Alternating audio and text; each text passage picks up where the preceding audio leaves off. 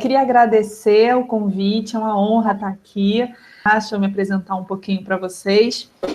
Eu sou a Roberta Calabria, eu sou doula, educadora perinatal, consultora em aleitamento materno, eu sou ativista, militante pelos direitos sexuais e reprodutivos, pela erradicação das violências contra a mulher, em especial pautando a temática da violência obstétrica, que é um pouquinho do que a gente vai conversar hoje. Eu sou membro da Rede Parto do Princípio, que é uma rede de mulheres em prol da maternidade ativa, que tem um foco aí nessa luta no combate à violência obstétrica. Sou mãe do Miguel e do Vicente, o Miguel que vai fazer 10 anos, o Vicente que tem 7 aninhos, então já estou aí nesse mundão já há alguns anos. Eu sou doula desde 2012, venho atuando bastante ativamente nesse cenário todo, e trouxe hoje uma apresentação para a gente conversar um pouquinho sobre a temática da violência obstétrica. Eu sempre gosto, só antes de eu começar aqui a minha apresentação de fato, de deixar um alerta, como a gente utiliza muito aí hoje em dia, né, o alerta de gatilho, porque esse é um tema bastante complexo, é um tema que toca muito nas nossas vivências pessoais, toca muito nas nossas experiências, nas experiências das quais nós somos testemunhas, né? Seja das nossas próprias gestações e partos, seja nas gestações e partos de mulheres próximas a nós. Então, eu sempre gosto de dizer que é uma aula explanativa, né? Eu trouxe aí um monte de dados para passar para vocês, mas eu sempre gosto de manter o espaço bastante aberto para caso alguma de vocês em algum momento sentir necessidade enfim, falar alguma coisa, de compartilhar, de tirar alguma dúvida, porque eu sei que esse é um tema que movimenta muito os nossos conteúdos, então que fiquem assim, bem um espaço de segurança, de tranquilidade para a gente poder se ouvir e se acolher também, caso haja necessidade. Porque às vezes pode acontecer de eu estar aqui contando, falando sobre violência obstétrica, e aí falar, porque tal coisa é violência obstétrica. E aí, às vezes, a pessoa que está aí ouvindo do outro lado passou por essa experiência e não sabia que era violência, fica ali uma coisa meio confusa. Então, qualquer momento podem parar e a gente conversa, tá bom? Antes, só para ficar bem aberto aí esse espaço para vocês. Então, eu vou começar a compartilhar aqui a tela. Então, hoje a gente vai falar sobre violência obstétrica, com foco nesse âmbito dos direitos sexuais e reprodutivos, e vamos falar um pouquinho de abortamento também, que a gente vai ver que são assuntos que se mesclam, a violência obstétrica, o abortamento, eles andam ali bastante próximos um ao outro, né? Então, a gente vai circular um pouquinho, vamos falar misturando, né, um pouco essas duas temáticas. Eu sempre gosto de começar apontando sobre a importância da gente falar sobre esse tema, porque é um tema que já está tão naturalizado na nossa sociedade, a violência obstétrica ela está tão enraizada, ela é tão estrutural, que a gente acaba muitas vezes por não enxergar, ou por achar que é assim mesmo, né? Parirás com dor, quem pariu Mateus que o embale, parir é sofrimento mesmo, não vamos reclamar, o importante é que você está bem, o importante é que seu bebê nasceu bem, e não importa se a experiência não foi boa, o importante é o resultado. A gente precisa parar de naturalizar a violência obstétrica, parar de achar que a experiência de parto tem que ser uma experiência de sofrimento, muito pelo contrário. A experiência de parto, ela pode e deve ser uma experiência de potência, de plenitude, de empoderamento. E quando a gente tem essas narrativas de partos que foram traumáticos ou ruins, a gente está falando de partos recheados de violência obstétrica, e não partos assistidos com dignidade, com respeito, né, com humanização, que são esse triozinho aí de temas-chave para uma assistência bacana. Então, primeiro a gente tem que aprender a reconhecer, a entender o que é a fisiologia do parto, o que é o respeito ao nascimento, reconhecer o que sai desse escopo de de atendimento normal, de atendimento pautado em evidências científicas, e o que está ali carregado mesmo das violências estruturais. Entender que violência obstétrica já é um termo reconhecido, já é um termo que vem sendo bastante mobilizado pelo movimento de mulheres. Nos últimos anos é um termo que está já calcado aí nos debates feministas, então a gente tem que aprender a usar esse nome. Não é violência no parto, não é maus tratos, não é falta de respeito, é violência obstétrica. Então a gente reconhece, a gente nomeia para a gente começar a pensar em ações que possam transformar essa realidade, sejam as nossas ações diretas, nos nossos meios, nas nossas conversas, seja na estruturação de políticas públicas que possam pautar um atendimento mais digno para as pessoas gestantes e parturientes. Então, a gente vai fazer esse movimento de aprender a reconhecer, de entender esse nome e pensar em estratégias para a transformação desse cenário. Eu trouxe para vocês um trecho desse tratado que foi publicado pela Organização Mundial de Saúde em 2012, que fala da prevenção e eliminação de abusos, desrespeito e maus tratos durante o parto em instituições de saúde. Em 2012 a gente não falava ainda de violência obstétrica, né? Esse termo vem sido mais pautado de 2016 para cá, mas a gente tem bastante acúmulo de material já na literatura, tanto publicada pela OMS, pelo Ministério da Saúde, pelas federações de ginecologia e obstetrícia nacionais e internacionais, pautando a importância dessa dignidade no atendimento ao parto. E a gente começa partindo do princípio que a violência obstétrica, ela é uma violação de direitos humanos.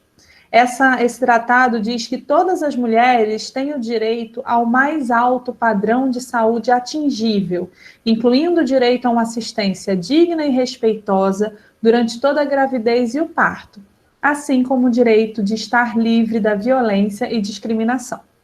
Então, antes de tudo, a violência obstétrica é uma violação de direitos humanos, porque impossibilita que a pessoa gestante parturiente tenha acesso a esse mais alto padrão de saúde atingível, ao mais alto padrão de saúde possível dentro de cada realidade, né? Quando a gente tira o direito a uma assistência digna e respeitosa no âmbito da saúde, a gente está violando os direitos humanos daquela pessoa. Então, não é mimimi, não é uma frescurinha, não é uma modinha. Violência obstétrica é uma violação de direitos humanos. Para além de uma violação de direitos humanos, a gente também considera que a violência obstétrica é uma violência de gênero, né? Esse debate está muito em voga atualmente, quando a gente pensa, né, na famigerada ideologia de gênero que vem sendo pautada aí, principalmente pelas pessoas mais mobilizadas com o lado da direita da política, né, que identificam como qualquer debate envolvendo a questão de sexo, a questão de identidade de gênero passa por um debate ideológico, mas a gente precisa falar disso, precisa romper essas barreiras desse medo de apontar, de utilizar a palavra gênero hoje em dia, com medo de, meu Deus, vamos, né, colocar lenha na fogueira, para a gente entender que quando a gente está falando de uma violência que acontece com uma pessoa, porque essa pessoa tem um útero, e isso está intrinsecamente ligado à condição da maternidade, só vai passar pelo processo gravídico de parturição e puerperal as pessoas portadoras de útero, a gente está falando objetivamente de uma questão de gênero. Então, entender a violência obstétrica como uma violência de gênero perpassa por essa compreensão de que a posse de um aparelho sexual feminino, né, ter útero, seja a mulher cis, seja o homem trans, coloca a pessoa portadora desse útero, né, na materialidade desse corpo, numa posição de ser mais violentada. Acho que pelo nível de debate que vocês já devem ter tido até aqui, no acúmulo dessas oficinas todas, esse aqui já é um espaço tranquilo para eu dizer que mulheres sofrem violência pelo fato de serem mulheres. E quando a gente está falando de violência obstétrica, a gente está falando de uma característica muito objetiva da violência de gênero. Esse trecho que está aí no slide, eu trouxe da relatoria especial da Assembleia Geral da ONU, que aconteceu em julho de 2019. Pela primeira vez, houve uma conferência nessa Assembleia Geral da ONU. Houve uma organização de um grupo de experts e pessoas engajadas no debate, e houve essa relatoria especial tratando especificamente da violência obstétrica. É o primeiro documento internacional que a gente tem com esse acúmulo, com esse peso, que traz o tema da violência obstétrica, inclusive com esse nome, chamando de violência obstétrica. E nessa relatoria está apontado que a violência obstétrica é a violência dirigida contra a mulher porque ela é mulher ou que a afeta de forma desproporcional, podendo causar danos físicos, psicológicos e que pode constituir tortura ou trato cruel, desumano ou degradante. É muito triste a gente ver palavras desse nível, né? Tortura, crueldade, desumanidade, degradação, vinculadas a um momento que deveria ser um momento tão potente, tão especial da vida de qualquer pessoa. Mas, infelizmente, o que a gente vê na prática é que o momento do nascimento ele vem sendo muito mais vinculado a uma experiência de violência do que a uma experiência de potência. Vamos seguir aqui. Gente, vocês podem me interromper a qualquer momento, tá? Quem tiver dúvida, quiser falar, é só abrir o microfone e perguntar, porque eu falo muito desse tema e às vezes eu fico meio desembestada assim, mas podem me interromper a qualquer momento. Bom, o que é, de fato, violência obstétrica? Aqui no Brasil, a gente não tem nenhuma lei federal tipificando a violência obstétrica. Não existe um artigo no Código Penal criminalizando a violência obstétrica. A gente não tem ainda acúmulo jurídico nesse termo especificamente a nível nacional. A gente tem algumas legislações locais, sejam municipais ou estaduais, apontando para a violência obstétrica. Aqui no Rio de Janeiro, a gente tem a lei do parto humanizado, que cita o tema da violência obstétrica, apesar de não ser uma lei específica de violência obstétrica, mas todas essas abordagens partem basicamente do mesmo princípio, que é esse que está aí na tela, que é retirado das leis de violência obstétrica da Argentina e da Venezuela. Então, a gente tem meio que um consenso dentro do movimento para entender a violência obstétrica, o que é a violência obstétrica. E vocês vão ver que passa muito mais sobre uma concepção de autonomia, de respeito, de dignidade do nascimento, do que dos próprios procedimentos médicos. A gente dificilmente vai encontrar, num debate de violência obstétrica, uma lista ali, um checklist de coisas que são violência obstétrica, porque o atendimento ele depende de muitas situações, de muitos fatores, para a gente poder delimitar em termos de procedimento médico o que é violência obstétrica, apesar de que existem sim alguns procedimentos que podem ser considerados violência e a gente vai falar sobre eles. Mas no âmbito mais global, entende-se violência obstétrica como desrespeito à mulher ou à pessoa gestante parturiente, né? Seu corpo e seus processos reprodutivos. E aí a gente está falando, gente, de gestação, de parto, de pós-parto e de abortamento, processos vinculados ao ciclo reprodutivo feminino. A violência obstétrica acontece através de tratamento desumano, transformação de processos naturais em doença ou abuso da medicalização, negando às mulheres a possibilidade e o direito de decidir sobre seus corpos.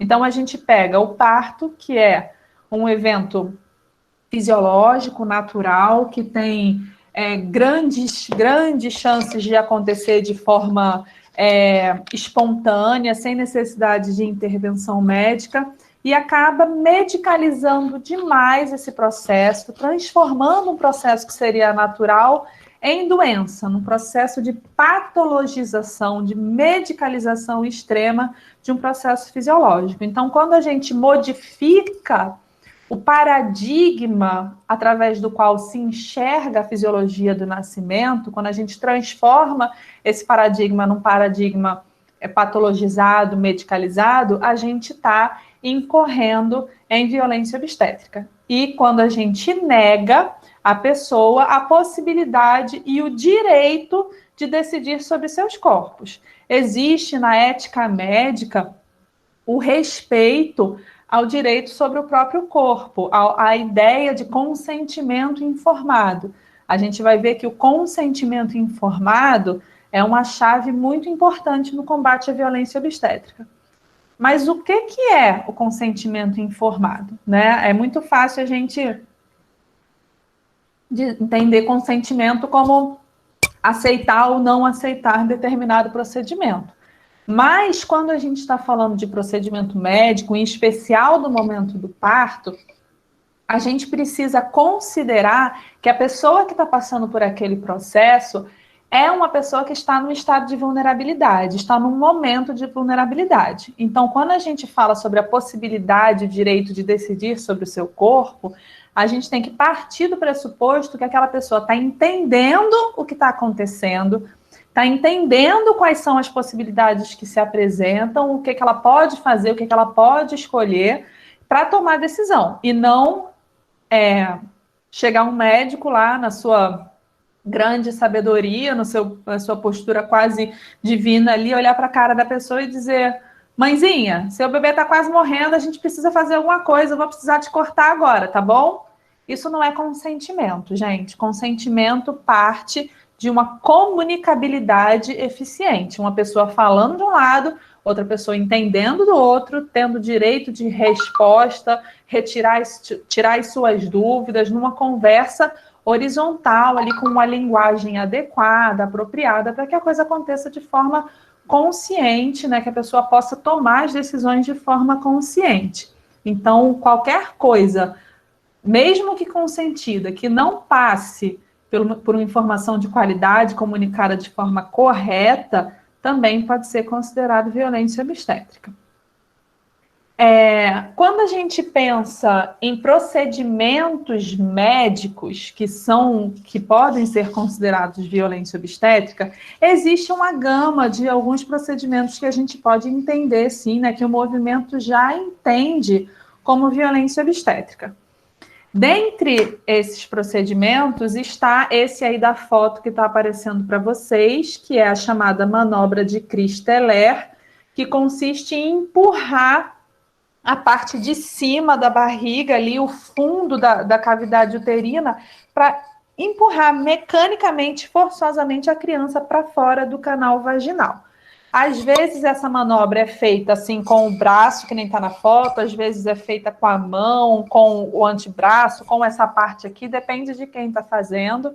Não necessariamente ela é feita pelo médico, às vezes é enfermeira, técnica de enfermagem, às vezes o médico escata a pessoa que está ali de acompanhante e pede para fazer, pede para empurrar. Muitas vezes, isso é uma característica da violência obstétrica, ela é vendida como sendo cuidado, ela é vendida como sendo uma ajudinha. Eu vou fazer isso aqui para te ajudar, eu vou fazer isso aqui só para dar uma acelerada, vou fazer isso aqui só para poder mexer um pouquinho nesse processo, para colocar no caminho que eu acho correto.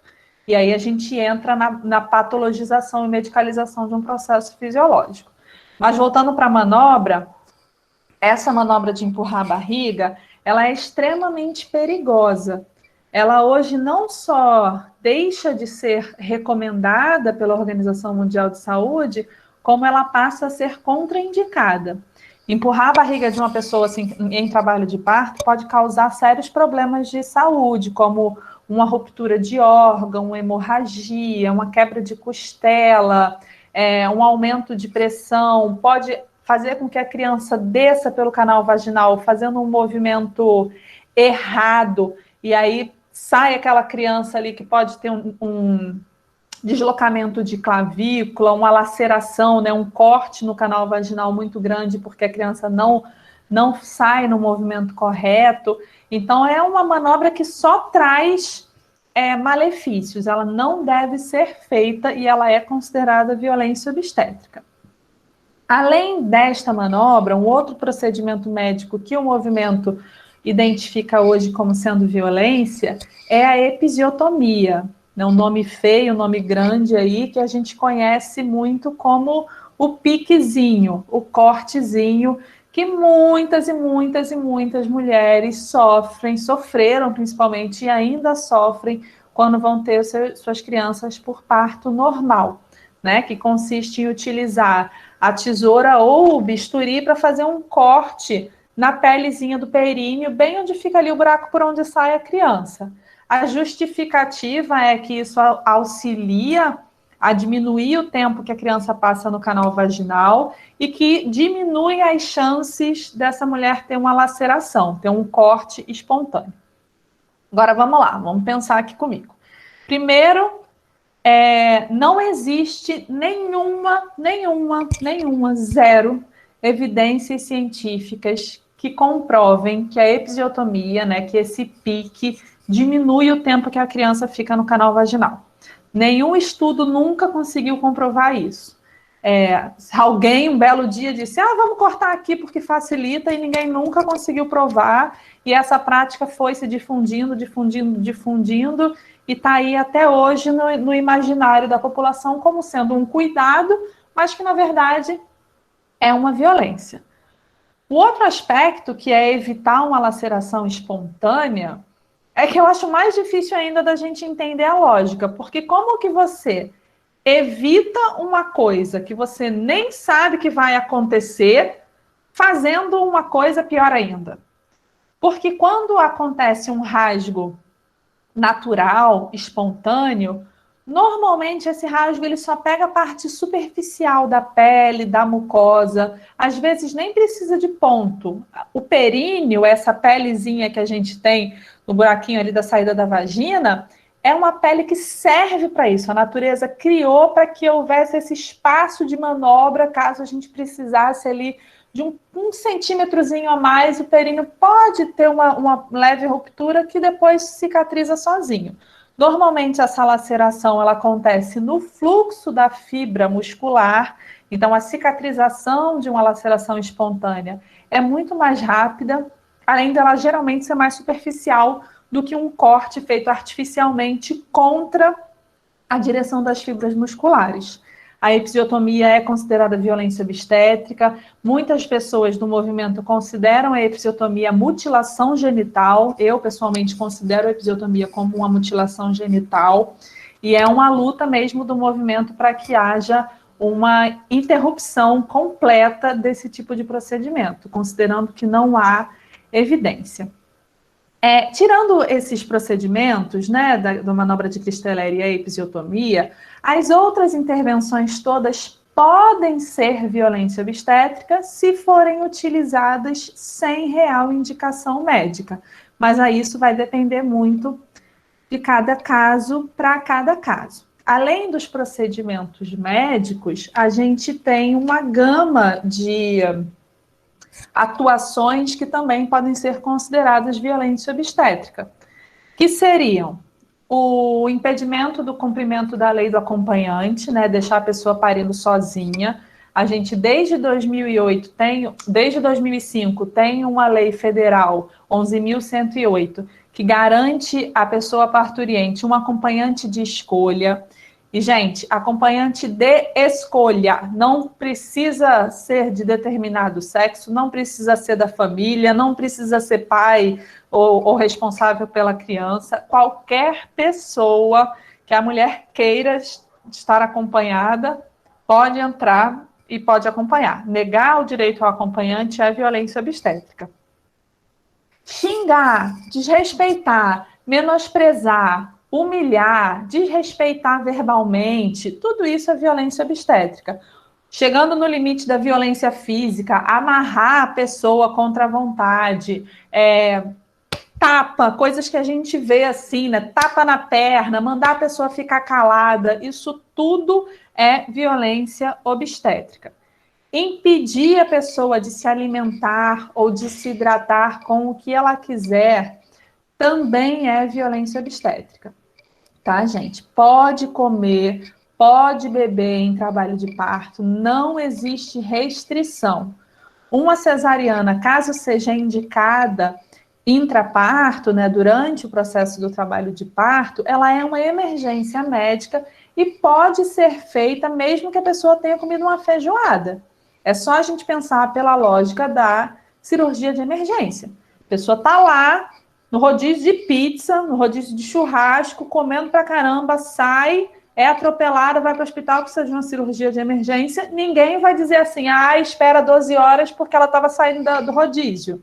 Não, se faz a cirurgia porque os riscos e benefícios são pesados e se sabe que o benefício de uma cirurgia é muito maior do que um risco de qualquer sufocamento. Então, é o mesmo princípio quando a gente pensa no parto. Vale muito mais a pena deixar que a pessoa se alimente e se hidrate do que suspender a hidratação e a alimentação, cogitando um risco muito pequeno de um problema que vem acontecer por conta do uso da analgesia numa cirurgia cesariana. Então, podem comer à vontade. Uma outra questão que também a gente considera violência obstétrica é o impedir que a pessoa se movimente livremente, né? Impedir a liberdade de movimento, impedir que a pessoa escolha a posição que quer ficar para parir, isso tudo também pode ser considerado violência obstétrica, tá? Claro que a mulher pode ficar deitada se ela quiser, agora, ser obrigada a ficar deitada o tempo todo, isso é violência obstétrica. Eu trouxe para vocês aí, gente, de novo, tá? Vão me interrompendo aí, porque é muita coisa, muito tema, um debate profundo. Roberta, essa Samanta aqui, é que eu acho que você não está conseguindo ver no chat, eu acho que talvez seja importante comentar um comentário da Michele, que ela colocou aqui que em hospital público só pode acompanhante quando a grávida for menor de idade, mesmo assim a acompanhante tem que ser do sexo feminino. Acho que seria importante fazer um comentário em cima disso. Tá? Sim, gente, pode até ser que as maternidades coloquem algum tipo de restrição, mas essas restrições são todas contra a lei, tá? Isso aí uma ruptura mesmo dos direitos da pessoa. Pela lei federal 11.108 de 2005, é conhecida como a lei do acompanhante. Se vocês colocarem no Google, lei do acompanhante, vai aparecer essa lei para vocês. Não existe nenhum tipo de restrição para o acompanhante de escolha da pessoa e também não está vinculada à idade da gestante, tá? Pode ser maior de idade e ainda assim tem direito a estar acompanhada durante todo o período de internação, do pré-parto, né? Chegou na maternidade com as primeiras contrações, pode entrar acompanhada e essa pessoa acompanhante pode ficar até a alta. Não tem. Se vocês souberem, né, desses locais onde o acompanhante está sendo impedido de entrar ou está sendo delimitado, se for do sexo feminino, ou só se for o pai da criança, se for a mãe da parturiente, isso tudo é contra a lei. Pela lei, é o acompanhante de escolha, sem nenhum tipo de restrição. Tem umas coisas interessantes aqui. Tinha esse que você comentou, aí tem a Luana perguntou na pandemia como fica essa questão do acompanhante. Na pandemia, o acompanhamento ele está sendo restrito só ao momento da internação mesmo, né? A pessoa chega na maternidade, vai passar pela triagem desacompanhada. Aí, depois que a triagem confirmar assim, é motivo de internação, está em trabalho de parto ativo, vai internar, ou enfim, ou está com alguma questão de saúde que precise ficar internada, a partir desse ok, aí a pessoa tem direito a estar acompanhada. Agora tem um porém. Acompanhante não pode ter comorbidade, não pode ser pessoa idosa e não pode estar com sintoma gripal. Tá? Se está com algum sintoma que possa ser sintoma de Covid, também pode ser barrado. Mas, fora isso, se está saudável, se não tem comorbidade, ou enfim, né, se não tem uma comorbidade aparente, se não quer declarar uma comorbidade, aí entra. Agora, comorbidades declaradas, pessoas idosas e pessoas com sintomas de gripe não estão podendo entrar na maternidade. tiveram alguns comentários de pessoas que passaram por alguma das situações, né, que você está trazendo para a gente. Aí a Luciana está perguntando o que fazer quando o acompanhante ficar impedido, né, de ficar com a gestante. A primeira coisa a fazer é tentar conversar na própria maternidade, chamar a assistência social, chamar a direção médica, se por acaso for um horário que não houver assistente social disponível, falar da lei. Eu sempre sugiro que as pessoas tenham a lei impressa junto com os documentos médicos, já imprime, já entra no site lá, imprime a lei, coloca na pastinha com os documentos médicos, mostra a lei. Se ainda assim está tendo negativa, aí é o caso de chamar a polícia, caso a pessoa queira bancar essa briga, né? Tentar fazer com que o braço armado aí do Estado sirva para alguma coisa minimamente decente e libere a entrada desse acompanhante. Mas muitas vezes as pessoas acabam não indo à frente, né? Porque já está naquele momento ali de vulnerabilidade, de confusão, fica com medo de chamar a polícia, mas seria o caminho mesmo. Aqui no Rio de Janeiro, a gente tem uma parceria, o movimento, né, tem uma parceria bem interessante com o Núcleo de Defensoria da Mulher, o NUDEM. Então, aqui no Rio, principalmente no município do Rio, apesar da defensoria ser do Estado, mas aqui no Rio a gente tem uma relação bastante próxima. Então, também pode acontecer, dependendo do horário, de ligar direto para o NUDEM e fazer a solicitação da presença de algum representante legal, mas fora do Rio já fica um pouquinho mais complicado. É basicamente isso. A Neireli tinha feito um comentário sobre essa questão do acompanhante, e aí você estava esclarecendo, ela até falou, você acabou de responder. Tá. Basicamente é isso, aí pode seguir. Beleza, então vamos seguir. Falando daquela relatoria da ONU de 2019, né, da Assembleia Geral, a primeira que pautou assim, a temática da violência obstétrica explicitamente, essa relatoria trouxe alguns pontos apontados como as causas estruturais da violência obstétrica. E essa relatoria foi amplamente debatida pelo movimento de mulheres, né, engajada nesse debate, e se tem um certo consenso a respeito dessas causas estruturais, né, como causas da violência obstétrica. Essas causas seriam, em primeiro lugar, condições e limitações dos sistemas de saúde, e aí a gente está falando de limitação de recursos, né, de recursos materiais, péssimas condições de trabalho, capacitação inadequada e as relações desiguais de poder envolvidas na instituição médica. Então, a gente tem, e quem é do Brasil conhece muito bem todas essas realidades, né, de maternidades precarizadas, de pessoas com condições de trabalho extremamente abusivas, com cargas horárias muito altas, com uma remuneração muito baixa, com uma limitação de material mesmo de trabalho. Todas essas condições estruturais, né, são muito, muito impactantes na maneira como aquela pessoa oferece o seu trabalho.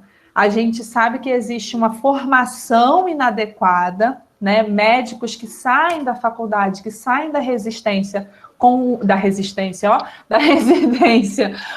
um olhar para o parto, que é um olhar muito mais pautado pela doença do que pela fisiologia. Então, a gente tem um problema formador, assim, um problema formativo na formação acadêmica desses profissionais, mas a gente sabe também que as condições de trabalho são muito degradantes. Então, para a gente também entender um pouco que essas causas estão para além da pessoa que está atendendo o parto. Existem coisas muito maiores, né, que acabam colocando a pessoa naquele fluxo de atendimento mal remunerado, precarizado, sem matéria-prima, e aquela pessoa vai entrando no nível de estresse e de desalento mesmo com a própria profissão e acaba reproduzindo uma prática violenta, não porque seja uma pessoa violenta, mas porque está imersa em um sistema bastante opressor e violento. Então, além dessas condições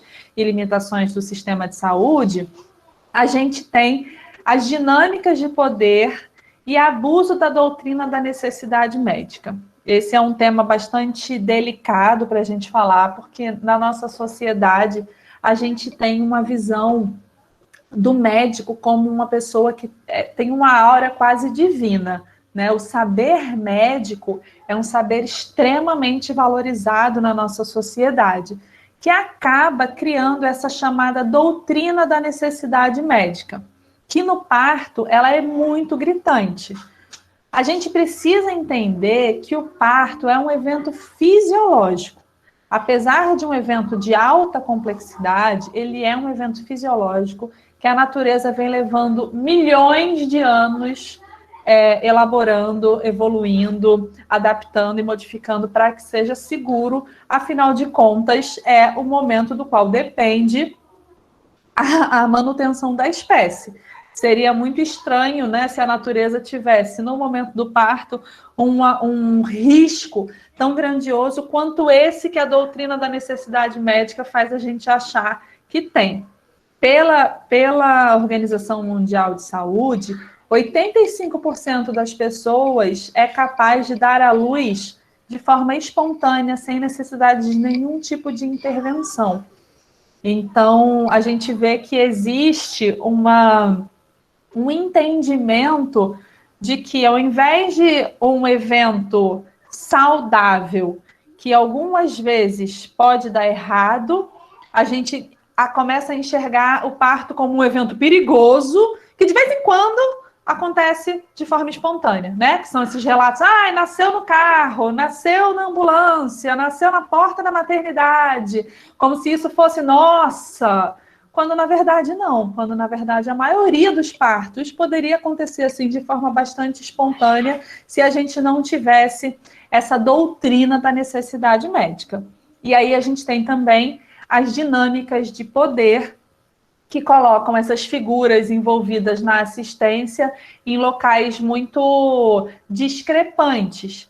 A gente sabe pelas evidências que um parto de baixo risco, né, uma gestação de risco habitual, é mais seguro que essa gestação, que esse parto seja assistido, por exemplo, pelas enfermeiras obstetras, pelas parteiras, do que pelos médicos obstetras. Então, a gente tem uma inversão aí por conta das dinâmicas de poder que acabam colocando o parto como um evento médico, quando, na verdade, ele é um evento holístico, é um evento integral de saúde familiar, que deve ser olhado por um paradigma da saúde, né, da família mesmo, e não por esse paradigma da patologia que a gente vem falando.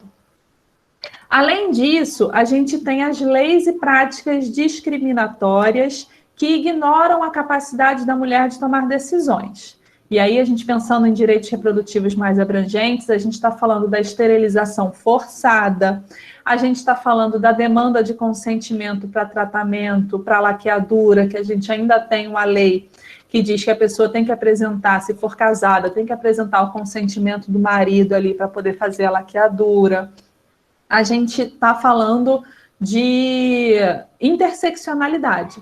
A gente está falando de práticas discriminatórias que fazem com que mulheres sejam vítimas de violência obstétrica e de mais outras opressões relacionadas a outros fatores sociais, como, por exemplo, o racismo, o preconceito de classe, o etarismo, enfim, essas opressões que vão fazendo com que aquela pessoa seja uma vítima mais recorrente de mais formas de violência. Então, práticas discriminatórias e leis discriminatórias fazem com que a violência obstétrica seja mais recorrente, e principalmente em países subdesenvolvidos ou em países em desenvolvimento, que tendem a ter leis ainda muito arraigadas no patriarcado, no machismo. Então, isso tudo impacta bastante. E os estereótipos nocivos de gênero, que é um pouco isso que a gente estava falando, né? Quem é essa mulher? Qual é a materialidade desse corpo que está parindo? É um corpo preto? É um corpo favelado? É um corpo analfabeto? É um corpo muito jovem? Ou é um corpo mais velho para o que se considera saudável parir? Então, todos esses estereótipos nocivos, eles também vão se aglutinando na materialidade desse corpo, fazendo com que a pessoa tenha mais chances de ser vítima de violência obstétrica. A Organização Mundial de Saúde aponta algumas vulnerabilidades como algumas condições como maiores possibilidades da pessoa sofrer violência obstétrica, e aí elas colocam, né, em ordem essa questão do racismo, do etarismo, mulheres solteiras, mulheres com baixo nível socioeconômico, as minorias étnicas, as imigrantes e as portadoras de HIV. São as maiores vítimas de violência obstétrica. Dados do Ministério da Saúde apontam que 66% das vítimas de violência obstétrica são mulheres negras e 53,6% das vítimas de mortalidade materna são mulheres negras. Aqui, nesse momento, eu gostaria de fazer uma ressalva a essa situação trágica e extremamente violenta que a gente viu acontecer no Rio de Janeiro ontem, que foi a morte da Kathleen Romeu, uma menina negra, periférica, grávida de 14 semanas, que foi assassinada por uma bala achada aí do Estado. Então, a Kathleen é uma prova de como a violência, ela tem gênero, ela tem cor, ela tem raça, ela tem classe. Então, a gente não pode falar de violência obstétrica sem considerar esses outros marcadores sociais de opressão, em especial o racismo. É muito importante que a gente paute o racismo quando a gente vai falar de violência obstétrica. Então, eu deixo aqui as minhas condolências, o meu desagravo profundo por essa tragédia que foi a morte dessa menina. Toda morte materna é uma tragédia social, né? Uma mulher grávida que morre carregando todo um futuro, toda uma expectativa, uma esperança, deixa ali um buraco, um vazio na vida de quem fica, é uma tragédia muito grande. Então, a violência obstétrica mata. É claro que o caso da Kathleen, a gente tem a violência de Estado, né? Não foi uma violência obstétrica no sentido que a gente vem pautando aqui, mas a violência obstétrica, ela pode matar, a negligência médica mata, a negligência do Estado mata, a violência institucional mata. Então, é sempre importante fazer esses recortes todos quando a gente está falando de violência obstétrica. Bom, agora falar um pouquinho sobre a violência obstétrica no abortamento, né? Que também é um tema importante. Temos comentários aí no chat? Temos, então. E aproveitar, antes de entrar no tema do abortamento, a Marilena perguntou se as grávidas que cumprem pena ou internação, se elas se beneficiam dessa lei que protege contra a violência obstétrica, e o que você pode falar sobre essa violência contra a mulher e adolescente privada de liberdade. Então, as mulheres privadas de liberdade, elas são extremamente vítimas de violência obstétrica. A lei, tecnicamente, deveria cuidar, né, dessas mulheres. A gente sabe que a legislação do Brasil é uma legislação bastante abrangente, abundante, mas o que a gente vê é um desrespeito muito grande a essa legislação protetiva. Então, apesar da gente ter, por exemplo, aqui no Rio de Janeiro, a lei do plano de parto, a lei do parto humanizado, que fala da violência obstétrica, a lei do acompanhante, todas que nenhuma delas faz ressalvas contra mulheres em situação de privação de liberdade, o que faz com que a gente entenda que todas elas estariam submetidas às benesses dessa lei. Na prática, o que a gente vê é bem diferente. A gente vê muitas mulheres em privação de liberdade indo para a maternidade algemadas, parindo algemadas. A gente teve um caso, se eu não me engano, em 2012, da Bárbara, uma mulher que estava na penitenciária, ela estava na solitária grávida, e ela deu à luz sozinha na solitária. Quando chegaram lá, a criança já tinha nascido, ela já tinha parido a placenta. Então, assim, quando a gente fala dessas interseccionalidades aí que atravessam a violência obstétrica, com certeza a privação de liberdade é um marco bastante importante que acaba colocando essas mulheres muito invisibilizadas, né? Muito desumanizadas. Existe essa compreensão de que o corpo preso ele é um corpo animalizado, ele não faz parte, né, daquele corpo reconhecido como parte da sociedade. Então, é um corpo que está muito sujeito a essa invisibilização e essa desumanização. E, por conta disso, são corpos bem violentados, sim. Muito importante a sua pontuação. Obrigada por trazer esse pontinho aí. Tem alguns comentários falando sobre a questão médica, né, de que realmente é a parte mais dificultosa de se lidar. E aí eu queria também só lembrar que a gente tem uma mulher indígena, né, no grupo, a Potira, e ela colocou aqui que nós, mulheres indígenas, quando saímos de nossa aldeia para parir em hospitais, sofremos muito com a violência obstétrica. Sim. E a violência obstétrica aí atravessada também por uma violência cultural mesmo muito grande, né? Porque as mulheres indígenas têm as suas trajetórias, as suas crenças, uma constituição de uma narrativa de nascimento que é muito diferente da narrativa da mulher branca, então, da mulher, né, ocidental, enfim. Então, quando a gente interfere nessa narrativa, ainda que essa mulher esteja tendo uma assistência medicamente adequada, quando a gente desrespeita a condição cultural daquele corpo, a gente também está incorrendo em violência obstétrica. E sim, as mulheres indígenas são muito violentadas, né? As minorias étnicas tendem a sofrer bastante violência por conta dessa falha de comunicação também, desse desconhecimento e do preconceito, né? Que também desumaniza o diferente, desumaniza o outro, né? Eu acho que é isso. Aí tem alguns comentários, né, falando sobre o que você vem falando. E aí já tem uma fala aqui sobre aborto, e aí, de repente, acho que pode ser interessante isso já entrar. Tá, beleza. A gente fala muito de violência obstétrica no parto, mas a gente não pode esquecer de que os processos de abortamento também fazem parte do ciclo da saúde reprodutiva e também precisam ser assistidos de forma humanizada, de forma não violenta.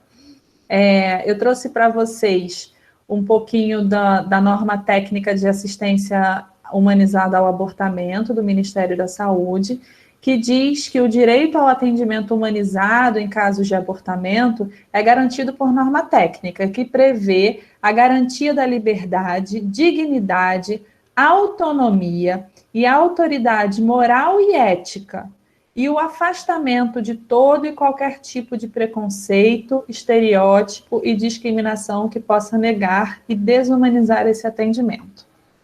Agora vocês veem, deixa eu ver se eu consigo parar aqui o compartilhamento um pouquinho, né? Só para a gente voltar e conversar aqui um pouco. Vocês imaginem que se a mulher está lá parindo, se ela chegou naquele momento ápice ali da sua vida reprodutiva, que está tudo dando certo, ainda assim ela é violentada, imagina o que acontece quando o corpo dessa pessoa, entre muitas aspas, falha, quando dá errado, quando não corresponde à expectativa social que se coloca na mulher de se tornar mãe, né? O abortamento faz com que as pessoas sejam muito sujeitas à violência obstétrica.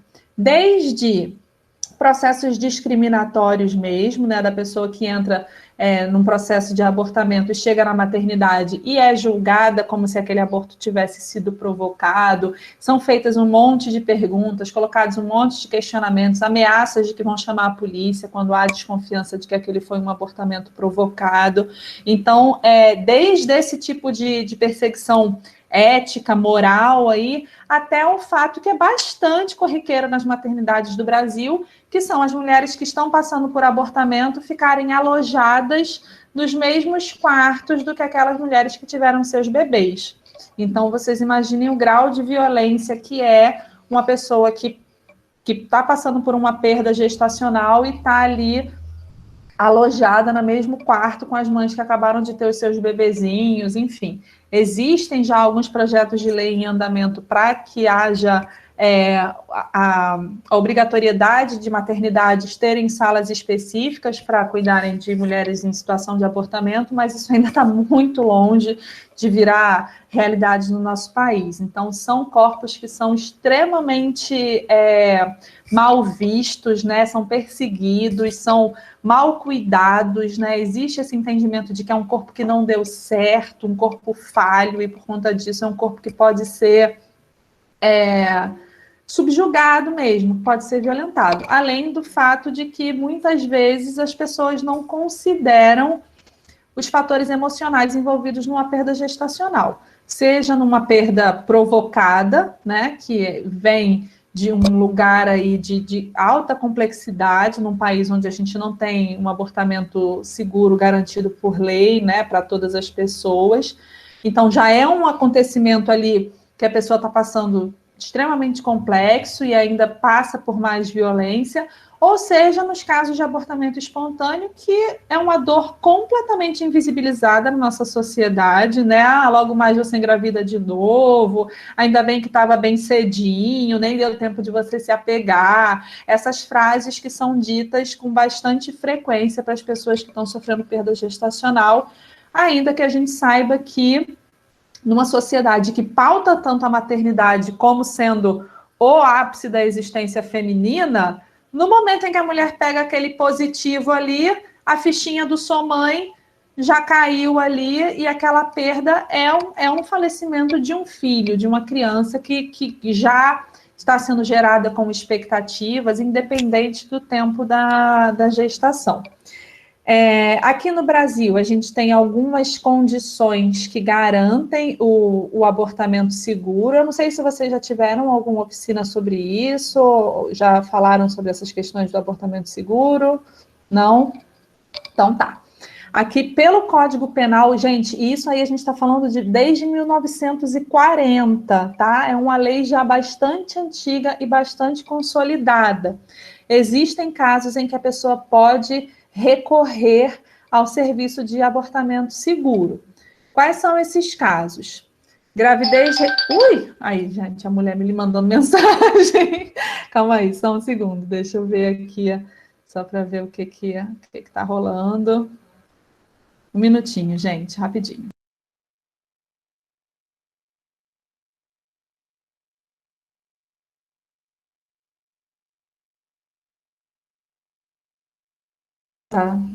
Tá tudo sob controle, eu já respondo ela com calma. A gente tem o abortamento seguro, o abortamento legal, garantido em gravidez resultante de estupro. Importante ressaltar que não há necessidade de boletim de ocorrência, tá, gente? Não precisa fazer corpo de delito, nada disso. Só precisa chegar na instituição médica, na maternidade, dizer que foi vítima de estupro, que está grávida e que quer fazer valer o direito ao abortamento seguro. Na lei é lindo, né? A lei garante um monte de coisa, mas na realidade não é nada assim que acontece. A pessoa chega, aí vão chamar psicóloga, aí vão chamar a polícia, aí vão chamar não sei quem, é uma confusão danada, mas na lei está essa garantia do abortamento seguro em caso de gravidez resultante de estupro, sem necessidade de boletim de ocorrência. Além disso, se a gente tem um feto sem cérebro, um feto com anencefalia, também a pessoa tem direito ao abortamento legal. E aí não precisa de junta médica, tá? Só precisa de uma ultrassonografia comprovando isso. Quando é uma gestação de uma criança que tem alguma malformação incompatível com a vida, um bebê que, enfim, tem alguma malformação gravíssima, cardíaca, e que se sabe que vai ser incompatível com a sobrevivência depois que nascer, caso seja uma opção da pessoa, pode interromper a gestação. Nesses casos, é preciso uma junta médica, e aí a gente tem todo um processo burocrático, legal, que muitas vezes inviabiliza o processo de abortamento, porque passa-se da idade gestacional considerada segura para uma interrupção da gravidez. E também nos casos em que a gestação é incompatível com a vida da pessoa que está gestando. Se a pessoa tem alguma doença, por exemplo, que não pode engravidar e acaba engravidando, também pode recorrer ao programa de abortamento seguro, mas nesses mesmos moldes de precisar de uma junta médica, de uma autorização judicial, e aí isso entra todo naquele andamento louco da morosidade da justiça, e aí muitas vezes a pessoa acaba chegando com a gestação a termo e, enfim, né, e não consegue fazer uso desse direito. Mas são esses os casos em que há a garantia ao abortamento legal no nosso país. Por enquanto, todos os outros casos que não sejam esses citados ainda são considerados crime, né, e são proibidos por lei aqui no nosso país. Lembrando que todas as maternidades devem oferecer um programa de abortamento legal. O profissional pode fazer uso daquela objeção de consciência. A pessoa chegar e dizer, olha, eu não faço procedimento de aborto legal. A pessoa tem esse direito, mas a instituição tem que dar um jeito de arrumar alguém que faça ou de garantir o deslocamento seguro e rápido daquela pessoa para uma instituição onde haja algum profissional com condições de fazer. De novo, muito lindo na lei, maravilhoso, mas na prática o que a gente vê são mulheres peregrinando e nesse desespero todo e acaba que não consegue encontrar nenhum lugar que faça o procedimento e acaba tendo que levar a gestação adiante. Agora eu vi que tiveram alguns comentários aqui no... Eu acho que a Juba levantou a mão para falar. Pode falar. Juba. Sim, eu queria... Vocês conseguem me ouvir?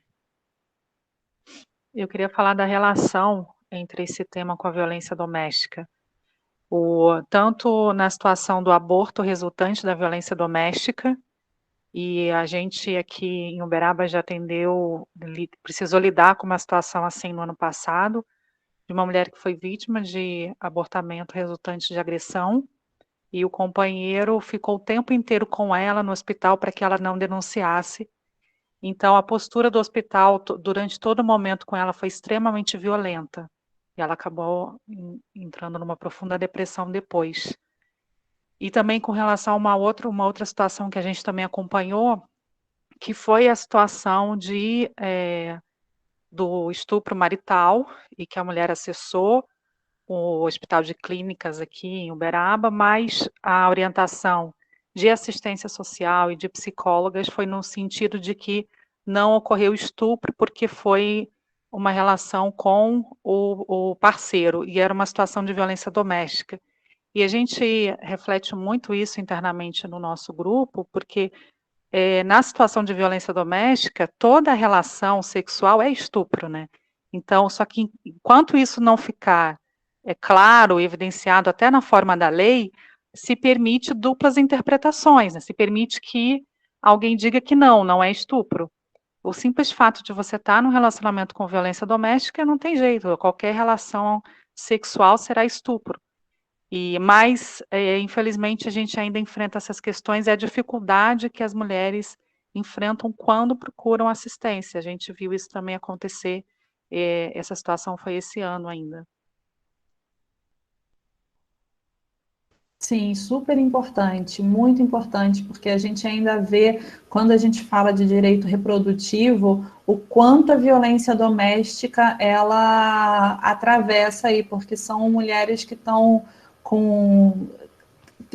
extremamente vigiadas, né? São companheiros ali que estão tendo um controle absurdo sobre a vida daquela mulher, inclusive sobre os métodos contraceptivos. Então, são, de fato, violências que caminham muito juntas, principalmente nessa questão do abortamento, né, que você trouxe uma fala certeira. Toda relação sexual em uma situação de violência doméstica é um estupro. Toda gravidez resultante daí deveria ser enquadrada como estupro, e a dificuldade que a gente tem de fazer valer a lei nesses casos em que há o estupro marital, né, onde a gestação é fruto a mulher é casada, teve uma relação sem consentimento, engravidou, e porque aí já passa por toda essa questão moral, né, que a pessoa chega no hospital para tentar fazer uso do programa de abortamento legal, e, mas você é casada? Como assim, né, como as pessoas ainda não reconhecem a existência do estupro marital, então bastante pertinente, sim, as suas colocações.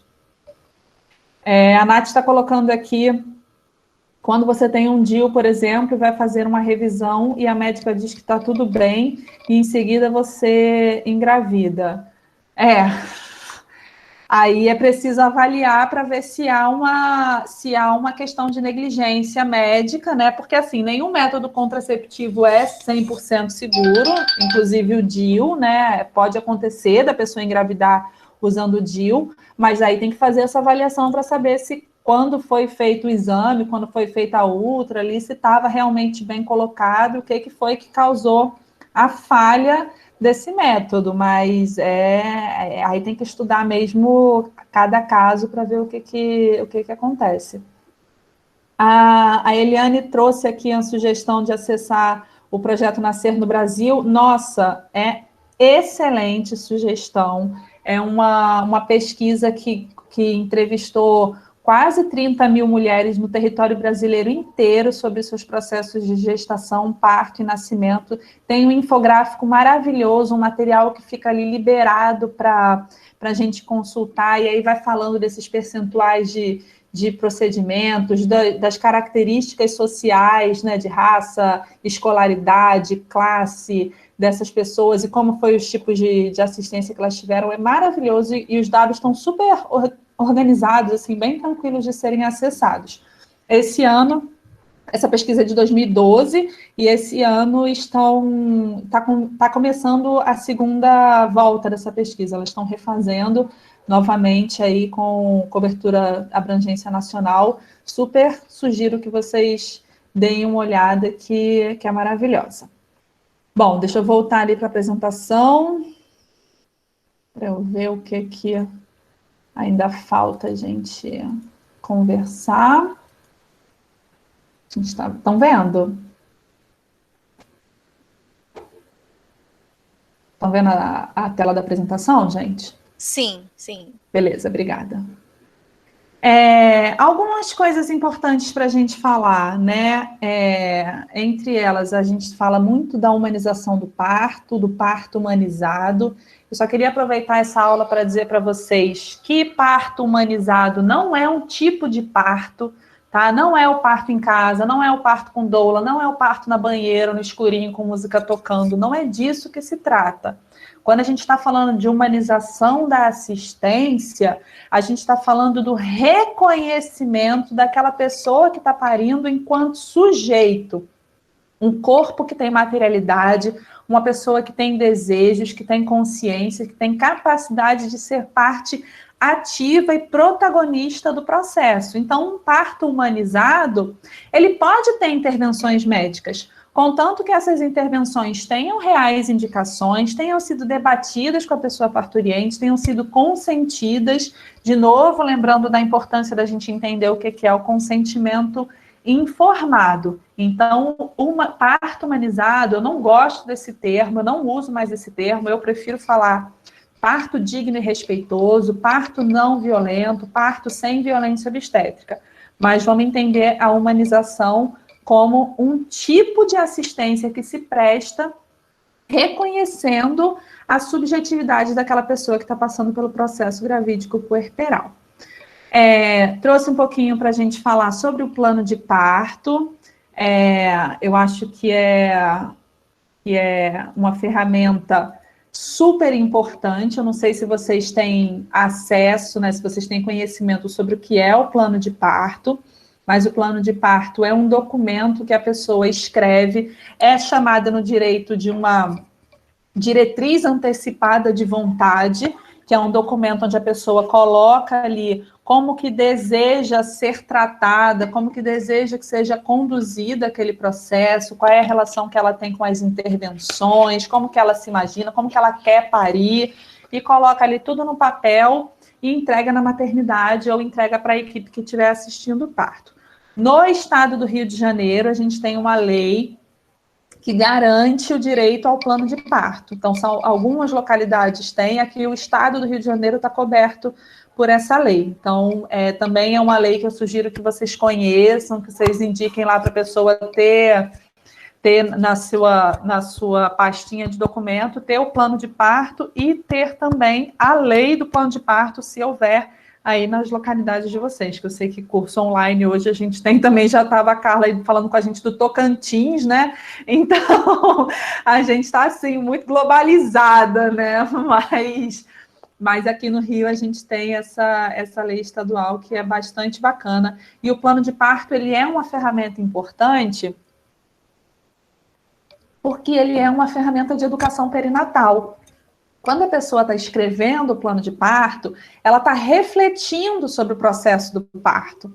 Então, ela começa ali, é verdade, tem essa intervenção, tem isso aqui que pode acontecer, como é que eu gostaria que fosse?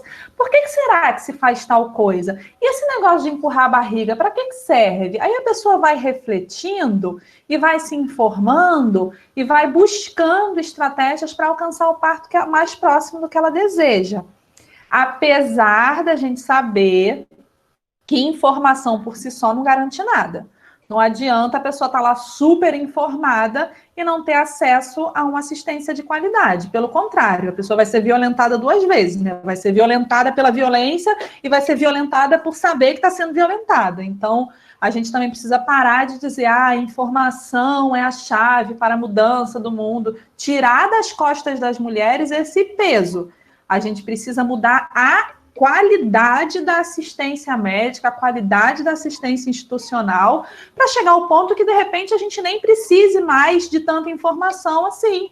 Simplesmente a gente possa confiar no processo, confiar na instituição a qual a gente está vinculada ali para parir, mas, infelizmente, essa ainda não é a realidade. Então, o plano de parto ele é uma ferramenta de educação perinatal bastante interessante e é um documento que tem, inclusive, validade legal. Caso a mulher escreva ali, por exemplo, olha, eu não quero episiotomia, e ela recebe uma episiotomia, ela pode depois entrar com o processo e dizer que foi feita alguma coisa sem o consentimento dela, o que não é eticamente viabilizado pela medicina, né? A medicina não pode fazer procedimentos médicos contra a vontade no corpo de uma pessoa. Então, fica aí também essa importância do plano de parto como uma certa ferramenta legal.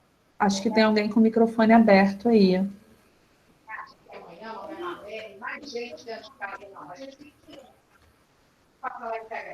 sei se está tudo bem. Bom, gente, eu vou caminhando para encerrar a nossa conversa também, para deixar um tempinho para a gente poder trocar uma ideia, trazendo aqui como denunciar a violência obstétrica. Primeira coisa importante para se fazer, a reunião de documentos, como o prontuário médico, o cartão da gestante. Esses documentos são de posse, de direito da pessoa dona do corpício. Não tem isso de que o cartão fica com obstetra, o prontuário fica no hospital. Não, toda pessoa pode sair, terminou de parir, vai pegar alta na maternidade, então, eu queria, por favor, o meu prontuário médico. A instituição tem 15 dias para entregar uma cópia do prontuário, podendo cobrar o valor da Xerox, não pode cobrar nenhuma taxa extra por essa documentação. É direito da pessoa, é documento médico e é fundamental para qualquer ação que a pessoa queira impetrar depois, né, de encerrado aí o processo médico. É possível tomar as providências judiciais de denúncias do profissional que causou a violência, né, junto aos conselhos de classe. Então, se a violência foi causada por um médico, pode denunciar ao CRM, ou ao CREMERGE, se foi denunciada por um enfermeiro, se foi feita por um enfermeiro, por uma enfermeira, pode denunciar o conselho de enfermagem, e assim sucessivamente, de acordo com a classe profissional. Toda classe tem um conselho, inclusive as doulas têm a associação de doulas, a federação de doulas. Então, Se por acaso acontecer da doula ser a causadora da violência, também se deve denunciar ao conselho de classe. Então, sempre fazer esse caminho mais objetivo, direto, né, àquela pessoa.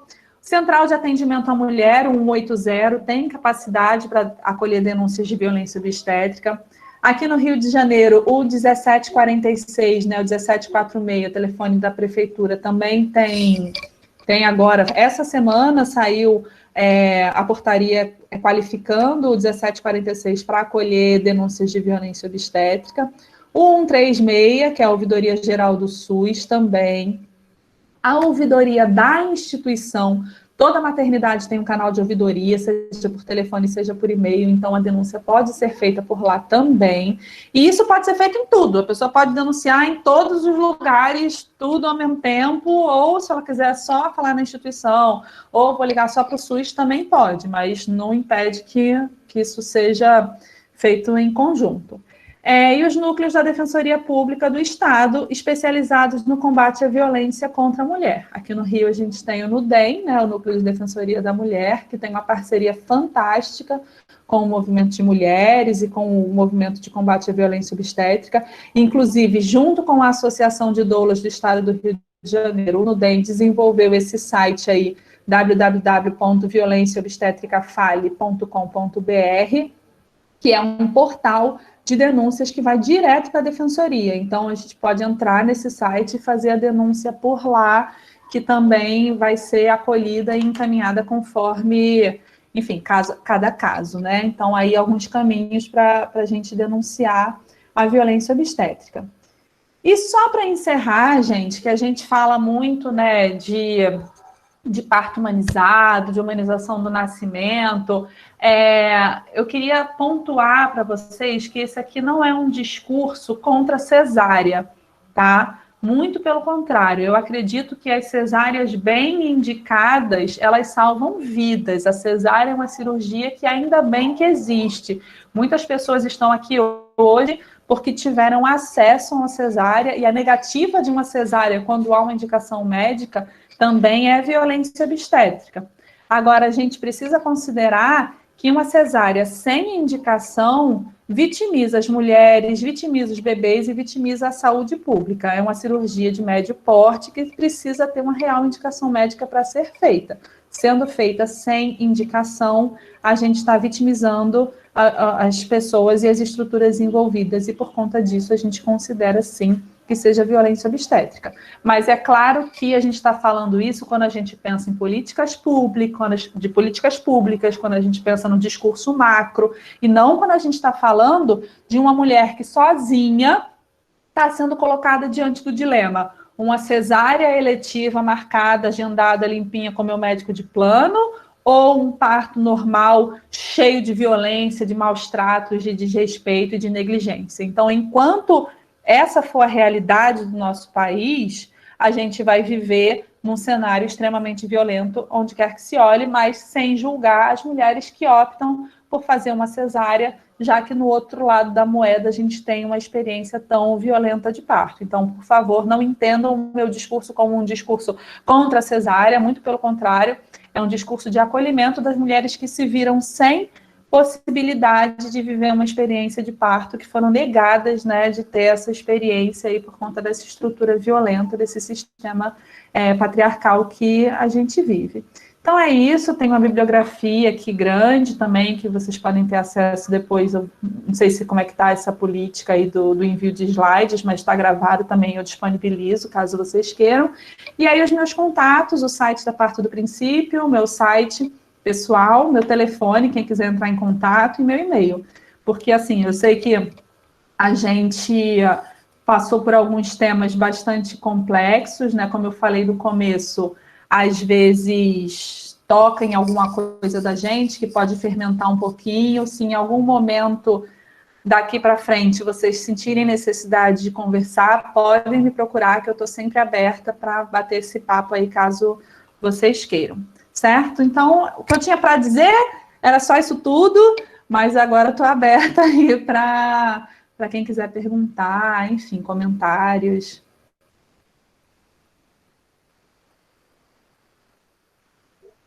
Alguém? E nessa hora fica todo mundo tímido. O chat estava bombando. Pois é, deixa eu ver aqui o que é. Um espaço importante. Vânia levantou a mão. Quem? Vânia. Vânia, pode falar, Vânia.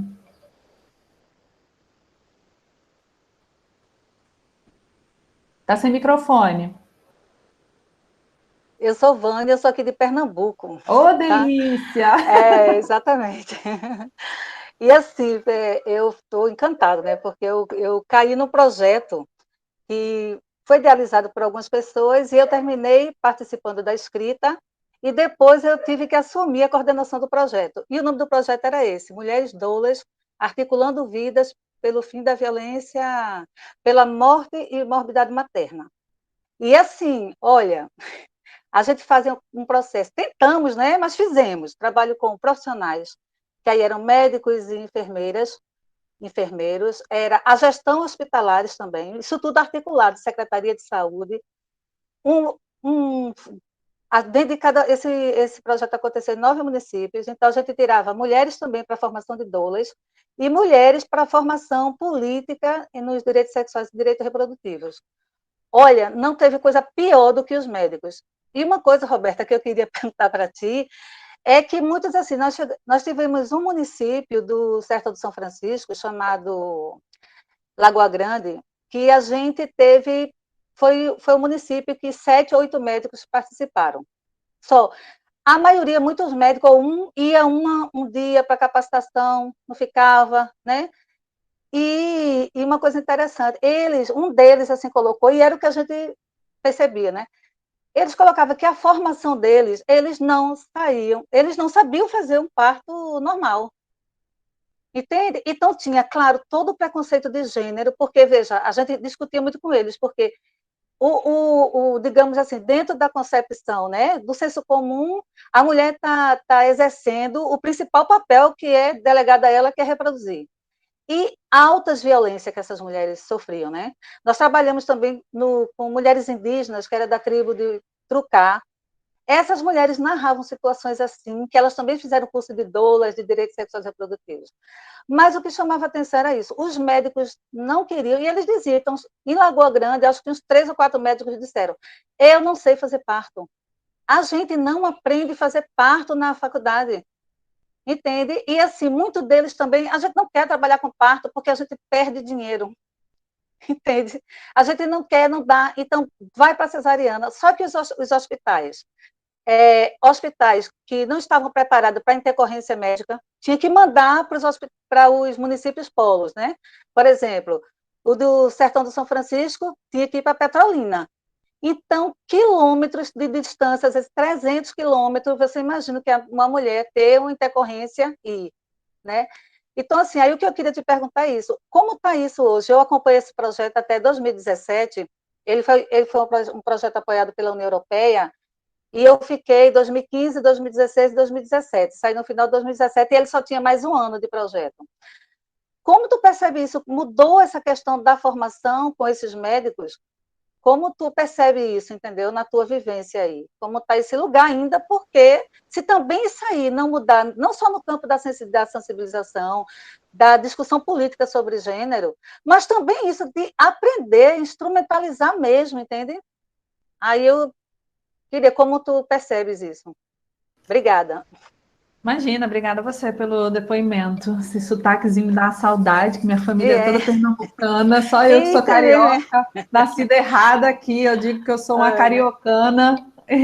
Pois bem. É uma delícia essa cidade. Bom, eu não vou dizer para você que não existe mudança nenhuma em curso. Existe uma mudança, inclusive, social. A gente vê que essa geração que está vindo aí é uma geração que está engajada em debates das diferenças, em debates das opressões, que está mais interessada em entender, né, toda essa questão envolvendo também o protagonismo feminino. Então, existem assim, almas destacadas que estão engajadas em modificar o sistema. Talvez hoje a gente tenha assim, uma força de equilíbrio maior, porque tem muita gente jovem que está vindo para movimentar esse sistema. Mas a estrutura de formação acadêmica pouco mudou.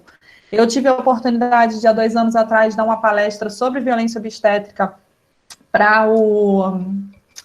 Oh, meu Deus, como é que chama? Centro Acadêmico da Faculdade de Medicina de uma universidade pública aqui do Rio de Janeiro, e as colocações que os estudantes colocavam, as estudantes, em sua maioria mulheres, né, colocavam, eram aterradoras nesse sentido, de que elas não sentiam confiança no processo formador pelo qual elas estavam passando, que tinha, por exemplo, um professor que era de uma cadeira que era parto pélvico, que supostamente teria que ensinar a acompanhar a parte de quando o bebê não está com a cabeça para baixo, né, quando está com a bundinha para baixo, ou quando está com o pé para baixo, é uma emergência, e o professor chegava e falava assim, não, gente, pélvico não pode nascer, é cesárea, tem que fazer, a aula dele era para dizer que tinha que fazer cesárea, só que aí você imagina que essa pessoa chega lá na emergência de uma maternidade para fazer a residência, chega uma mulher em franco trabalho de parto, faz o exame de toque e percebe que esse bebê está sentado, e aí?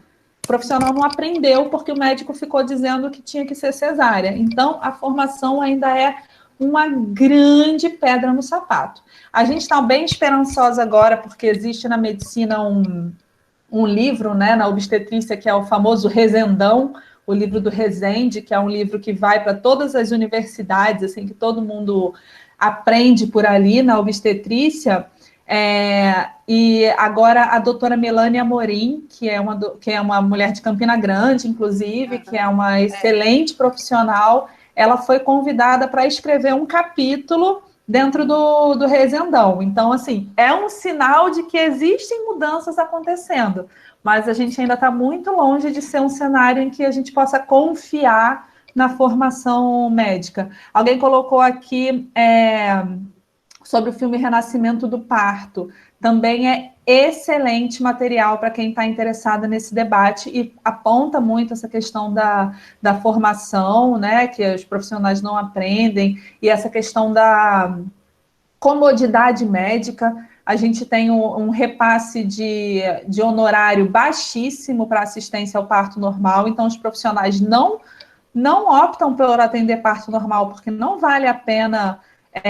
financeiramente falando, o tempo que a pessoa fica ali à disposição de um trabalho de parto espontâneo e uma cesárea agendada, que a pessoa fecha o consultório quarta-feira, marca 10 cesáreas no mesmo dia, em 8 horas de trabalho está em casa, com a mesma quantidade de dinheiro do que se tivesse atendido... enfim, jamais a quantidade de dinheiro que, se fossem todos partos normais, compensariam, né, o tempo e a disposição que a pessoa fica ali. Então, esse documentário está no Netflix, são 3 filmes, tem 1, 2 e o 3, e fala bastante dessa questão, dessa problemática da formação e da remuneração. Super sugiro. Boa lembrança aí. O que mais, gente?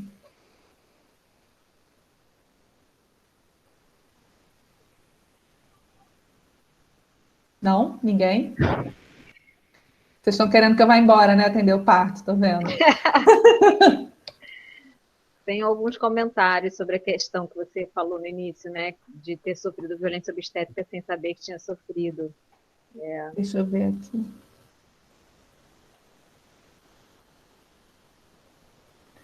Um espaço importante para debate sobre esse tema na cidade do Rio de Janeiro, municípios na Baixada Fluminense, é o Fórum Perinatal da região metropolitana. Sim, super importante o fórum, tem uma participação de sociedade civil, sempre rolam debates interessantes, já fui chamada para algumas mesas no fórum, bem bacana. Obrigada, gente, pelos elogios.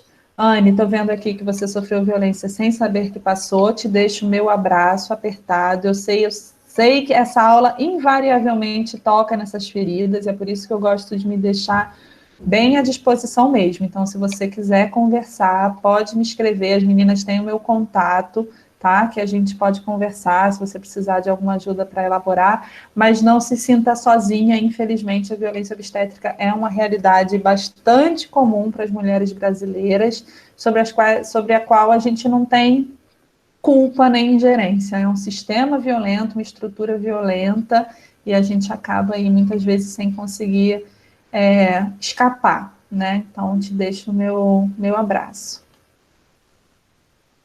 Estou aqui processando todas essas infos. Tem muita coisa que são direitos nossos e a gente não sabe. Muita coisa, gente. Muita coisa. Por isso que é tão importante esses espaços de troca, assim. Obrigada, obrigada. Muito obrigada, gente. Adorei estar aqui com vocês. A gente tem a Val, caso realmente ninguém mais tenha nada para colocar, que ela faz sempre poesia em todas as aulas. E aí ela faz uma leitura ao final. Você finalizando, e se nenhuma menina mais quiser falar, e a Val pode finalizar com a poesia pra gente. Ai, que delícia! Da minha parte está encerrado, gente. Se ninguém mais quiser falar nada, podemos partir para a poesia.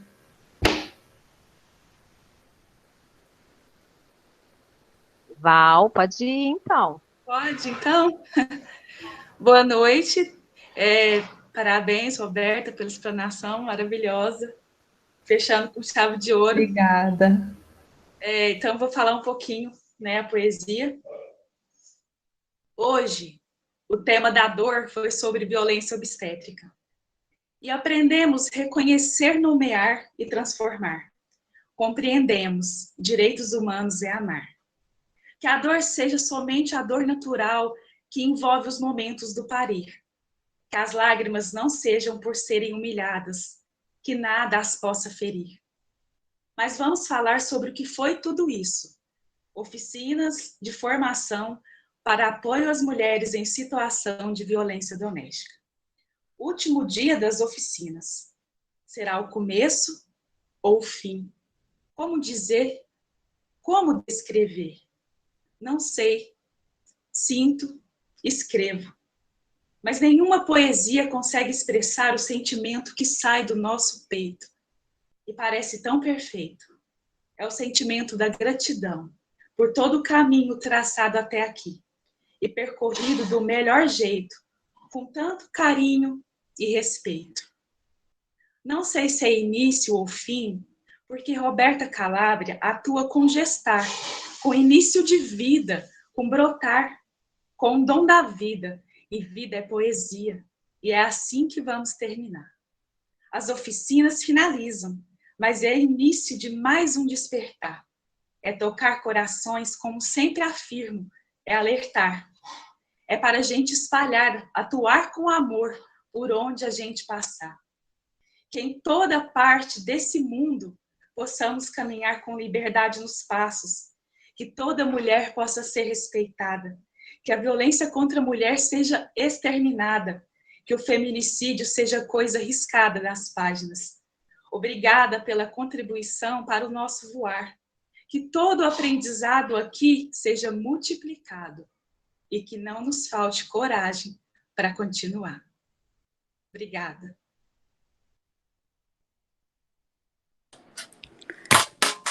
Ai, o que dizer dessa Val, hein? Nossa. Que lindeza, Val. E olha isso que você falou, tão lindo de terminar com essa aula. A gente nem pensou nisso. Quando a gente fez, né, o planejamento. A gente não teve, né, não foi pensado dessa forma. E realmente foi lindo terminar com essa aula, Roberta. Obrigada. Obrigada, Val. Ai, gente, Val, que lindo. Obrigada, obrigada. Depois, se você tiver por escrito e puder mandar para a Samanta, para as meninas, para me encaminharem, eu adoraria ter esse registro aqui comigo. Muito obrigada, me sinto muito honrada, assim, com um reconhecimento desse, maravilhoso. Muito talentosa você, viu? Arrasou. Produzir, assim, enquanto tá ouvindo, né? Um negócio bem incrível. Eu estou prestando atenção no que você está falando, não é falta Arrasou! Muito bom, obrigada. Ai, gente, obrigada mesmo por esses momentos compartilhados. Foi um brinde para a gente também, né, Samanta? O quanto que a gente aprendeu aqui, o quanto que a gente trocou. Eu vi Samanta chorando, aqui também tá embargado, tá difícil falar, a Carol ali emocionada, porque é um espaço criado em que a gente realmente encontrou bastante cumplicidade, né, e bastante apoio. E a gente vai dar continuidade com certeza, né? A gente tem outros projetos, vamos gestar isso, aos pouquinhos, né? Eu espero que a gente não desenrole, né, esse novelo que criamos agora, todo mundo juntinho, de inteligência coletiva, inclusive, né, de compartilhamento, enfim. Acho que eu vou aproveitar e vou me despedir, sim, que aí eu já vou me agilizando por aqui, tá bom? Obrigada pela compreensão, viu? Deu tudo certo. Deu tudo certo. Aí sempre ajuda. A foto com a professora do dia. Ah, sim, eu quero foto. Quem puder abrir o vídeo, gente, será melhor, né? Fica mais caloroso. Isso. Quem é que bate a foto? Eu vou tirar um print aqui também. Tá bom. E lembrei, olha só, os vídeos eles vão começar a ser postados a partir do mês que vem, um por semana. A gente edita e carrega no canal do YouTube e dá ampla divulgação para vocês, tá bom? Vamos lá, então. Tá errado. No 3. 1, 2, 3. Pronto, tirei um print aqui, gente. Quem tiver tirado também, compartilha com a gente. Eu estou no celular, agora estou entrar no computador, né? Roberta. Olá, diga. Oi, eu queria só falar uma coisinha que eu fiquei aqui, falo, mas aí resolvi falar. Eu trabalho junto com a Sam, né? A gente é palhaça de um grupo de mulheres, e eu dirijo também muitas palhaças, né? Então, eu dirijo muitas palhaças que falam de vários eventos, de violência doméstica, enfim. E aí eu dirigi agora um número, e eu lembrei, a sua aula me fez muito nesse número que eu dirigi. O nome do número é A Máfia dos Caralhos, que é uma palhaça que vem e fala, eu vim aqui para falar dos caralhos da minha vida. Porque ela sofreu muita violência de várias violências, de vários homens diferentes. E ela vem falando, eu vim aqui para falar dos caralhos da minha vida. O primeiro caralho foi o médico. E aí eu lembrei muito de você, porque ela falou... Enfim, quando ela fala isso, o primeiro caralho foi o médico, que me trouxe a vida, de fórceps. Então, ela começa o texto assim, e aí, eu sei que para ela isso é muito forte, senão isso não estaria no número. Depois ela fala do caralho, ela fala do caralho do tio, né, enfim, que teve abuso, vão todos os homens que passaram. Começa com o médico e termina com os 2 maridos. Então, vai fazer uma trajetória do padre... que botou ela no colo, enfim, todos os caralhos que ela, né, foi. E aí, a sua aula me lembrou ela direto, porque, você imagina, ela tem mais de 60 anos, ela tem quase 67, por aí. E você vê como a gente trabalha na palhaçaria, a gente trabalha esse lugar, né, de dor muito forte, e você vê o que ela trouxe, né? O primeiro, como ela botou esse homem, né? E aí, eu só me toquei. Lógico que eu sei que é uma coisa importante para ela, mas a sua aula que me levou para a cena na hora, o primeiro que ela trouxe. Então, quer dizer, como é forte, como está essa lembrança nela, como bebê. E é uma coisa que saiu, entendeu? Então, assim, tá no corpo dela, aquela bebê de uma mulher de quase 70 anos, né? Como foi forte, assim, lembrei muito dela. Obrigada. Imagina, obrigada pelo relato. As narrativas de violência obstétrica marcam muito mesmo, e tem um impacto em gerações futuras. As mulheres ficam com essa memória, enquanto elas estão vivas, enquanto elas têm memória, elas lembram do momento em que elas deram à luz. Então, quando esse momento é permeado por violência, essa violência ela fica ali, né, marcada mesmo na alma, no corpo. Então, maravilhoso. Eu fiz um trabalho com uma palhaça numa oficina sobre violência obstétrica com mulheres vítimas de violência obstétrica, que foi maravilhoso. Teve uma arteterapeuta que também era palhaça e ela entrou montada lá e foi um barato, assim, as mulheres super se identificaram, assim, foi lindo.